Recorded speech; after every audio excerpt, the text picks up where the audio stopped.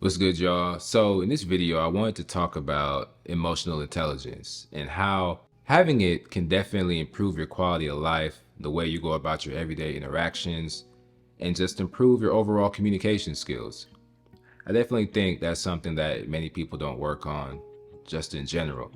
And I especially want to cover this topic because nowadays a lot of guys don't know how to handle their emotions, or they don't have many positive outlets on how to handle their emotions. And your emotional intelligence doesn't just affect you as an individual, it affects the people around you, your family, your friends, your significant other, all those things.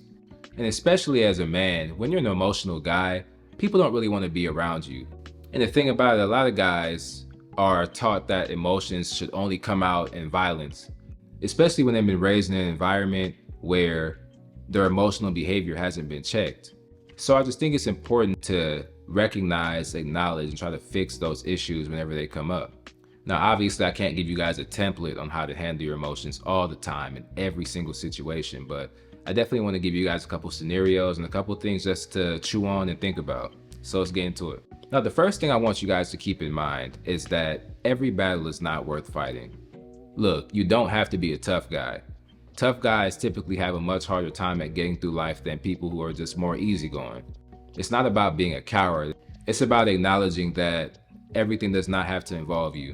The next one I want to talk about is learning the art of being tactful. There's a lot of people out here who don't really know how to communicate their body language or their words very well. There's an art to saying things without actually saying it. Because just because something is true doesn't mean you have to say it, especially when we're talking about our emotional intelligence with dealing with people who we are closer to. Because the truth of the matter is, there's a lot of people who operate based on feelings, not on facts. And you're going to spend more time trying to break through to them as opposed to just speaking their language, if you know what I'm saying. The next one I want to talk about is you need to become more self-aware of your skills, your abilities, and just your overall presence. Because nobody likes the anything you can do, I can do better type of guy. An overinflated ego is a terrible thing, dude. Obviously, it's not about down talking yourself or thinking less of yourself, but you need to be having the mindset that you're supposed to be constantly improving upon the things that you're good at or upon the things that you're not good at. And it also goes on the other side of the spectrum. You should never feel as though you're less than because you suck at something right now. Because everybody who has ever become great at something had to start somewhere, and they probably weren't very good at it either. All right, the fourth one I want to talk about, or is it the fifth? I don't even remember, but this one I want to talk about. Look, guys, we need to prioritize our mental health. You need to prioritize the outlets you use to express yourself and improve the things you allow to affect you on a daily basis.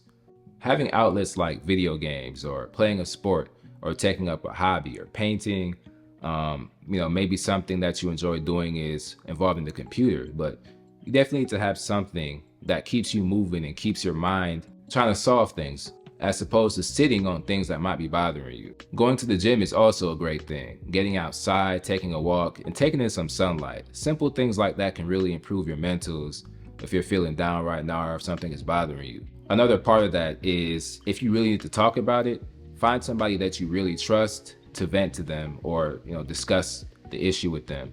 And if you can't do that, then obviously find a professional and something of that nature. I feel like a lot of us don't have outlets and ways we can share the things that are going wrong for us. It just takes a little bit of time and finding the things that work for you. The next one I want to talk about is always communicating with respect and not being dismissive of others.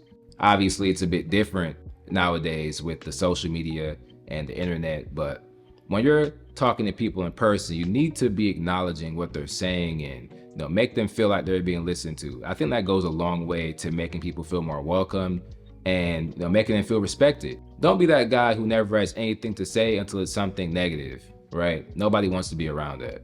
And being respectful also makes it so you don't run into the wrong person and say the wrong thing to them, because I always say this, you never know who's crazy and who's ready to go to jail. So, all right, the next one I want to talk about is there's a time and place for everything. Anytime you feel like somebody is wrong about something, it's not an opportunity to debate or argue with them. Look, if they want to be wrong, let them be wrong. If it ain't nothing for you to gain out of it, there's no point in debating with them. Every time somebody says something that you don't agree with, it's not an opportunity to react or try to change their mind, because The reality of it is, you're probably not going to. Now I want to talk about the next category, which is violence and panicking should never be your first response to something. As a man, it's best to always remain stoic, calculated, and understanding of your next few steps. All right, and our final one is you shouldn't have a black and white approach to things. Being hard-headed is really stupid. I say this all the time, I've talked about it in other videos, but being hard-headed doesn't get you anywhere. You don't learn anything, and you're only basically putting your head down, saying that everybody else is wrong, everything else is wrong, and only my approach is right.